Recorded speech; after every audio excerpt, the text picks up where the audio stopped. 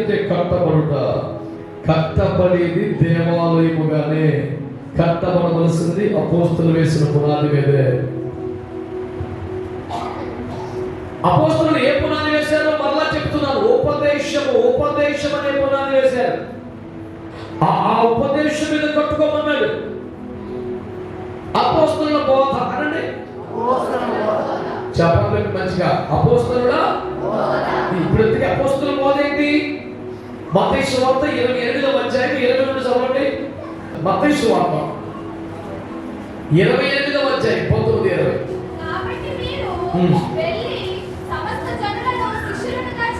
ఎలా చేయాలి? చదువు.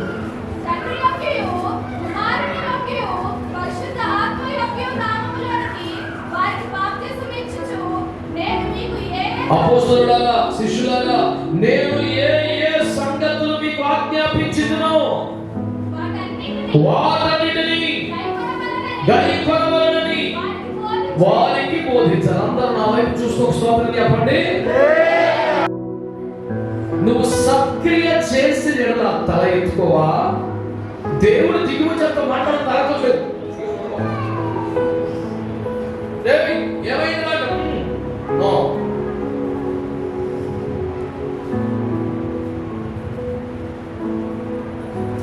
నమాజ్ అర్థమయ్యేవాళ్ళందరూ స్తోత్రం చెప్పండి. మీరు జాగ్రత్తగా దేవుని వాక్యాన్ని కానీ ఆలకించగలిగితే ప్రభువు నేర్పిస్తున్న ఒక పాఠాన్ని మంచిగా పట్టుకోవాలి. ఏమిటి ప్రభువు నేర్పించే పాఠం? దేవుడు అపోస్తలుని శిలువలోంచి సమాధిలోనికి వెళ్ళి సమాధిని గెలిచి పునరుద్ధరణై తిరిగి లేచి 40 రోజులు అందరికి అగబడి వెళ్ళిపోతూ అపోస్తలులకు చెప్పాడా, మీరు సర్వలోకానికి వెళ్ళి సువార్తను చేయండి, సమస్త జనులను నాకు శిష్యులుగా చేయండి. ఎలా చేస్తారు శిష్యులుగా? తండ్రి యొక్క కుమారుని యొక్క పరిశుద్ధాత్మ యొక్క నామములోనికి బాప్తిస్మం ఇవ్వండి ఇస్తూ, నేను ఏ ఏ సంగతులు మీకు ఆజ్ఞాపించానో అయ్యే వాళ్ళకి బోధించండి. ఆమేన్ అనండి. అపోస్తలులు బోధించిందే కదా అపోస్తలు బోధంటే. అవునా కదా? మరి అపోస్తలు ఏం బోధించాలి? యేసయ్య వారికే వారికి నేర్పించాడు. అది అపోస్తలు బోధన విచిత్రమైన విషయం కాదు, ఎక్కడి నుంచి ఊడిపడ్డది కాదు, అదొక బ్రహ్మ పదార్థం కాదు. యేసయ్య అపోస్తలునికి ఏమి బోధించాడో చేయకూడదు, ఇలా చేయండి, అదే అపోస్తలు బోధ. దానిని వీళ్ళు మళ్ళీ జనాలు చెప్పాలి. అపోస్తలుల బోధని కొత్తగా పుట్టుకొచ్చిన సిద్ధాంతం ఏదీ లేదు. ఆది అపోస్తలులకి యేసయ్య ఏది బోధించాడో అదే అపోస్తలుల బోధ. ఆమేన్ అనండి. గట్టిగా. ఇప్పుడు చెప్పండి, పునాది ఏంటి? దేని మీద కట్టుకోవాలి? పునాది మీద కట్టుకోవాలి. ఏమిటా పునాది? అపోస్తలులు వేసిన పునాది. అపోస్తలులు వేసిన పునాది ఏమిటి? యేసు ప్రభువుకి ఏం చెప్పాడంటే అంటే ఆ మాటల మీద కట్టుకోవాలి, అంతేనా? అంతే. మత్తయి సువార్త 7:24.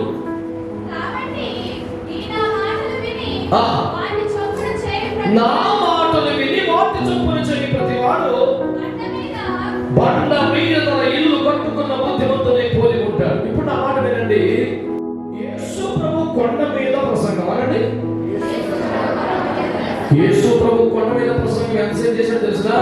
మత్తయి సువార్త 5వ అధ్యాయం 6వ అధ్యాయం 7వ అధ్యాయం 3 అధ్యాయాలు ఒకే ఒక ప్రసంగం. అది నాన్ స్టాప్ చెప్పాడు, సుదీర్ఘంగా చెప్పాడు, సవిస్తరంగా చెప్పాడు. చెప్పి చెప్పి చెప్పి చెప్పి చెప్పి చెప్పి కాబట్టి ఈ నా మాటల చొప్పున విని వాడిని చొప్పున చేయి ప్రతివాడు బండ మీద తన ఇల్లు కట్టుకున్న బుద్ధిమంతుడు పోలి ఉంటాడు. వాన కురిసెను, వరద వచ్చెను, గాలి విసిరి ఇంటి మీద కొట్టెను. ఆ పునాది ఇంటి మీద, పునాది మీద, బండ మీద వేయబడినందున